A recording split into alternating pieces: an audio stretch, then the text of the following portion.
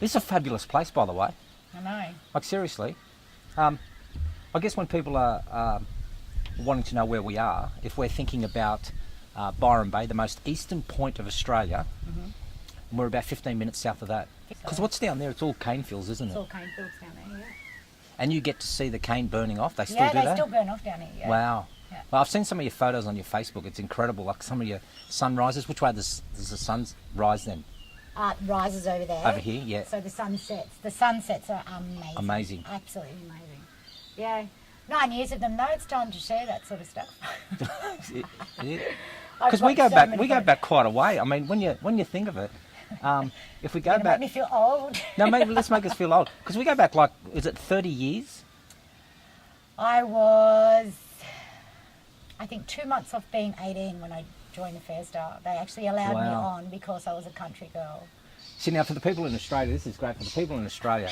If you are pre-1990 and you did some travelling overseas on a cruise ship, you will have remembered the Fair Star. Now, you were a stewie?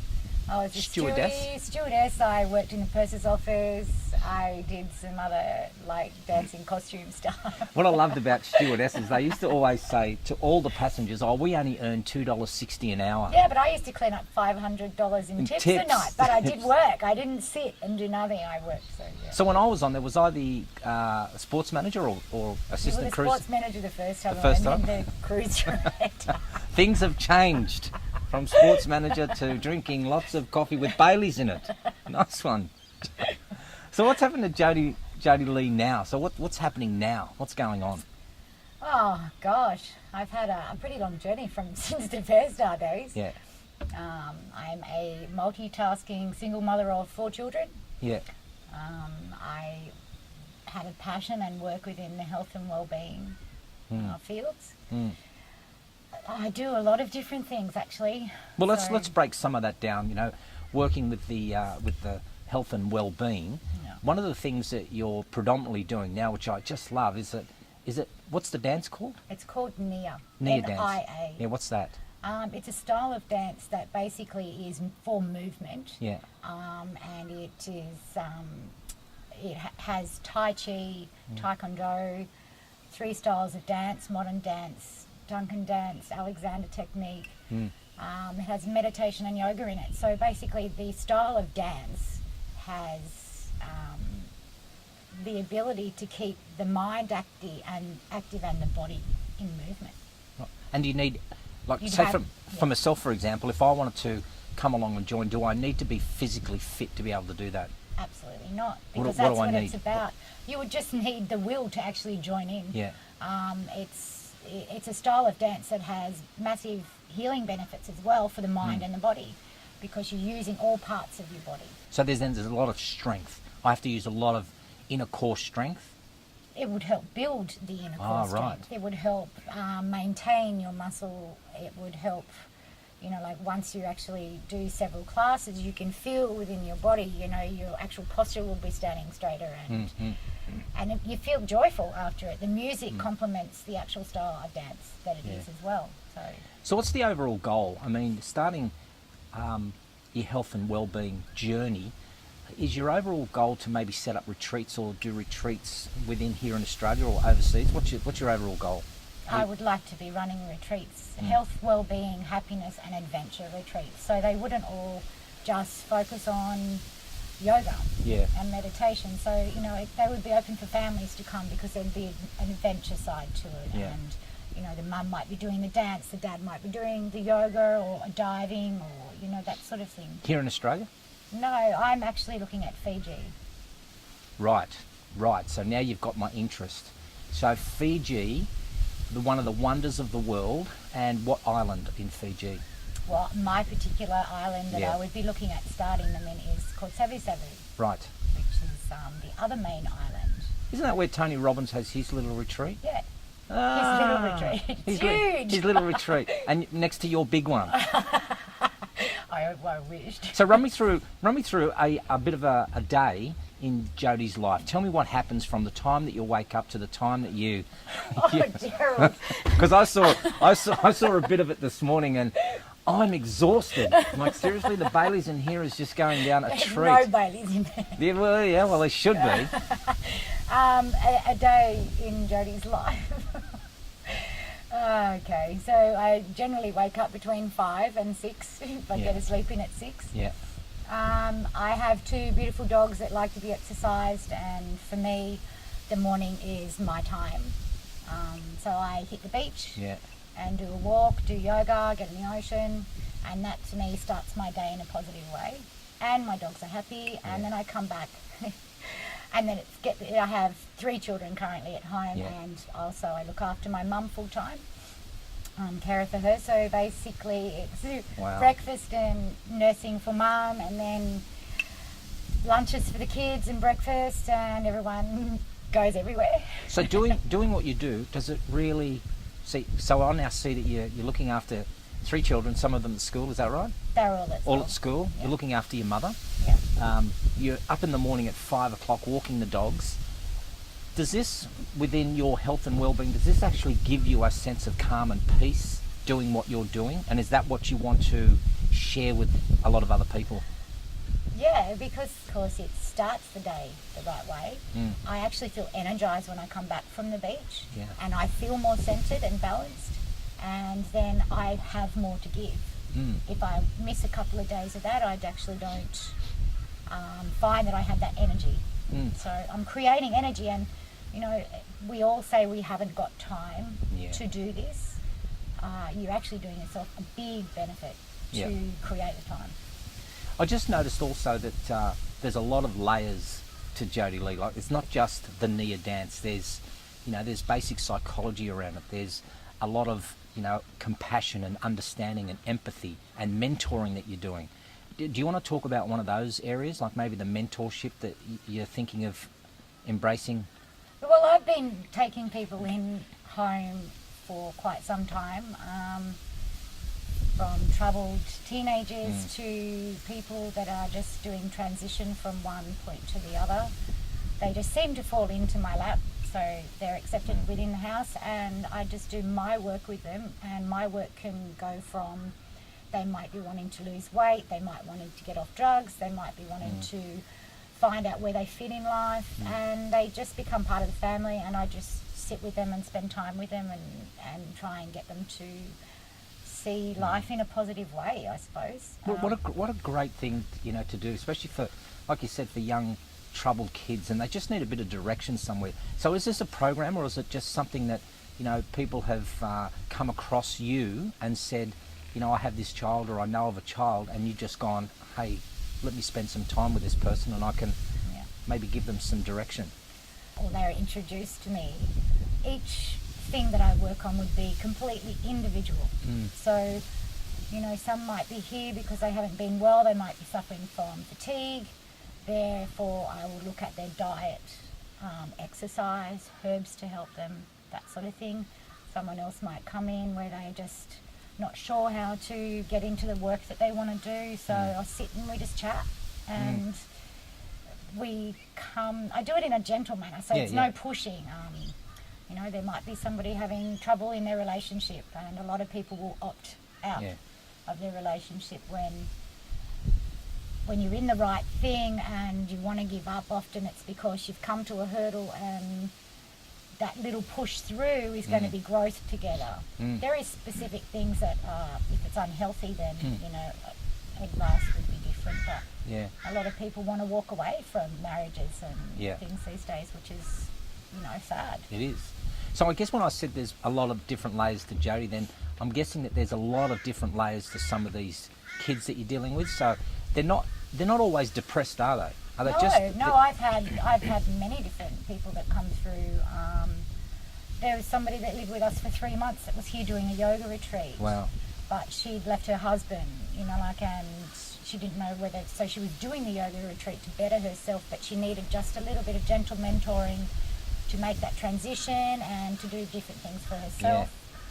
I had another girl live with us, and she wanted to lose weight and get off her cycle of life that she had been on. Right. So she stayed with us within the family unit, and between, I suppose, all of us, we helped her shift forward. She's actually now a psychologist. Wow. Because when I read your profile, it's quite interesting. There's stuff within your profile that I thought, wow, I wonder what Jodie's main message is. Like, what is it? Is it that you give people an opportunity to explore themselves and their future? So, I guess in maybe a couple of sentences, what's your message? What do you want to tell people? I believe everybody deserves to be happy. Yeah. I fully believe everyone deserves to be happy. A lot of people haven't been shown the skills at all. Within the schooling system, it would be amazing for children to be taught these skills. Yeah. So when they come out, they've actually got something to fall back on. They're stepping out into the world with all this education, but very little life skills. Yes. So therefore, they go down the wrong path. Right. So I believe that everyone deserves to be happy, have that opportunity to better themselves, to live a dream, Yeah. to be in a positive headspace. It's not only for kids, is it? Oh no, It's for everyone. I've had several adults. I know you've had me doing some poise or something with some balls, throwing them up and down. Yeah. Defense. Yeah. Okay, so let's go to Fiji for a second. Yeah. You're thinking of, but you're not only thinking, so you've bought the land Yes. in Savu Savu. Yes. You're weeks away from laying the foundations Yes. and getting a retreat happening over there. Yes. So let's just say August, September of 2015, the retreat's finished. Now, it may not be, but let's just say it is. Maybe What- 2016. 2016. We're doing Fiji time here. Oh, sorry, Gerald. yeah. It's Fiji time. Nothing is rushed. It's done. That's right, From Fiji the heart. time. F1J1. Okay, 2016, August 2016. What can a person expect if they go over to Fiji? So my aim is to create, within the space that I build, affordable retreats Good. for singles, couples and families. They will not be 5-star, Yep. but they will be 5-star from here. So Great. visually, I think what I will build will be a basic 3.5-star, maybe 4-star, but it will be... But with all the creature comforts. But, Like, absolutely. Yeah. Yeah, absolutely. And maybe with a little difference yet. I'm still working on that one, so so this is where we get to listen a little bit further a little difference. what the little difference will be. Yeah, I don't know. I think everybody is entitled to go and try a retreat at some stage. Yeah, And for a family to go together and do a retreat, yeah, the mum's off doing this, the dad's off doing that, the kids are learning all about the culture and the people and, you know, spending happy days with them. At the end of the day, the family unit comes back together over a meal and, you know, like they're all growing. You know, and are we they're looking all at like happy. we're looking at 5 days, 7 days, 10 I days? can do 5, I can do 7. I'm looking at surfing yoga ones as well. Wow. You know, diving, dancing ones. And I guess for anyone Art that's watching therapy. this, therapy as well. So I guess for anybody that's watching this and they're saying, can I bring a group over? Like I've got a bunch of yoga people that want to come over and do a bit of a retreat. Can they work in with your program? Oh, they can actually create their own program and use my facility. Yes. So the facility that I end up creating, Fiji time, Right, yeah, of course. will be open to many. You know, they'll just go through me. And because I have a background in travel, that is also very beneficial.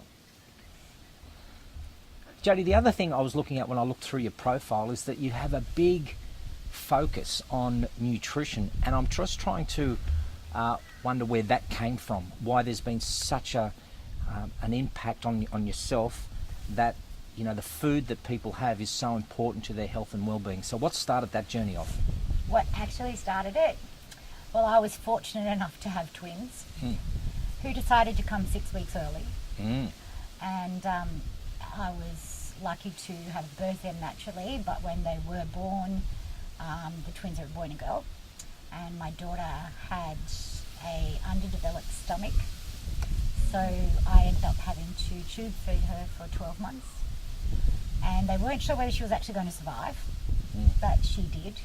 And then from that, because the stomach was underdeveloped, her ability to break down certain foods or anything as that fact created intolerances, allergies, you name it. So we had to have a very, very basic diet. And at that time, the food that I was suggested from my paediatrician to give her, it was very hard to access. So I went down to the Royal Prince Alfred Hospital in Sydney, and I spent numerous amounts of time with the nutritional and dietitians down there, learning what I could. So I had to then fast track, so I did a clinical nutrition course myself through correspondence whilst I was nursing the kids, and I was able to keep her alive. So now, basically, I can say to people, you are what you eat. Yeah. But I actually really mean it. Yes. You are what you eat. You Yeah. want to feel better, you have to eat different foods. And that's only the daughter, wasn't it? So your twin son wasn't as ill. No, he Or was not. fine. He was fine. Yeah, because actually the twins were fraternal, but they shared the sac, so Right. they shared a placenta, which was very Yeah. unusual. Go figure. Go figure. Yeah, but they're both, they're both healthy, very healthy now. Yeah, so Healthy. I was going to ask, so now fast track this, 15 years down the track. 15 years down the track, my daughter actually is aware that when she eats certain foods it's going to give her a reaction. But other than that, they're both sports orientated, healthy, fit, happy teenagers. Incredible. But they are teenagers. Yeah, they're teenagers, yes. So not only, basic psychology, but also we're talking about health and well-being and the whole, this overarches the whole thing that you're talking about, where we're talking about nutrition, but there's also a part of, am I right in saying maybe dementia management? Would that be a key? Well, that's been my latest 7th-month thing. Journey. I now look after my mum full-time with dementia, who is also a diabetic. So she's been a diabetic for about 35 years, Yeah. so I have the background. That's another reason why I did the research too. I wanted to learn more. And it's interesting that you say, that your mum's a diabetic. When people like myself hear of a person who has diabetes, you're thinking of a person who may be obese or morbidly obese, and yet your mum looks quite fit, and I guess she is fit, isn't she? She wasn't always. Right. Yep. Both my Okay. mum and my dad carried way too much weight Did when they? I was growing up. Right. And I think that may have contributed to mum being a type 2 diabetic. I Yeah. don't know. Right. There is proof when you do reading and Yes. research that it is one of the big things. Yes. So, like in seeing that, and then they both transformed. I have stories about my dad as well, but the dementia, it's all very new to me, Gerald. Yeah, wow. I'm learning a lot. It's one of the hardest jobs I can actually say I've ever done. See, and I think what this could be really good for also is that there may be people who are watching this, and there may be people who are actually expert in the field or have a specialty in the field of dealing or treating with people with all those things, like nutrition and diabetes, dementia, and they're the people that you would look at maybe involving into your group as well, like involving into your life. You wouldn't shun them back. You wouldn't say, no, I'm right, I can do all this on my own. No, I've learned very Yeah. fast. Yeah. No, I put my hand up now and ask for Yeah. help because I'm dealing with something that is completely different to anything I've ever done before. Yeah. And the fact that it's my mother, Yes. the emotional drain is quite high. So you're going to remain in this place here only for a little while longer. You've been here for how long? 9 At Lennox years. Head. 9 years in Lennox Head. And you're thinking of packing up and minimising your life? Absolutely, simplifying it. Simplifying it. After going backwards and forwards to Fiji all the time, my personal opinion is I don't think that we need to have all the stuff that we think we need to have. Yeah. So I've always lived quite simply anyway. This was always a project, but the market fell out, and so we just stayed. What a great message. I love this message. Bare feet and carver. That's all we need, isn't it? Bare feet and carver. Yeah, and but you forget the laughter and the singing and the dancing. Well, that all Like comes they with do. the... Yes, And they the do. family values. The Yeah. family values are Yeah, here. we miss that. Yeah, we miss that here. Yeah. Everyone's too busy working. Of course we do have to work to live in this country Yeah, yeah. and to maintain, what is possibly expected of us. But I like what you said, we have to work to live, but some of us are, living just to work. And that's what you're trying to do, is change people's mindsets about, oh gosh, we're only here for a limited amount of time, whatever that is, 80, 90, 100 years. And we've got to make the best of it. So why fill our lives up with all this stress and pain when we can just take a moment to be in the moment?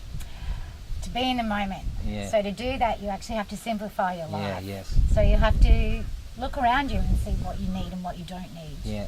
to create that. It's just that simple, really. Jodie, I can talk to you seriously all day about everything that you've been involved in, and I wasn't kidding about your day is so full from the time that you wake up to the time that you go to sleep at night, if you ever get some sleep. I sleep. 5. That's it. But where can people contact you? So here in Australia, where can they get hold of you? On the Via screen. email, and depends on where I am in the world, Skype. Skype, yeah. Well, yes, if you've got the technology, we can go anywhere. That's it. Jodie, I thank you so much for inviting me here to experience just the taste of a bit of your life down here. It's amazing, and I'm showing people as we're speaking, this wonderful view that's out here, and it's crazy great. Yeah. Thank you so much. That's okay. One last thing, Yeah. everyone should remember to put a bit of humour in their life. Don't take life so seriously. Yeah, let's have a laugh. Yeah. That's it. Thank you. Gerald. Thank you.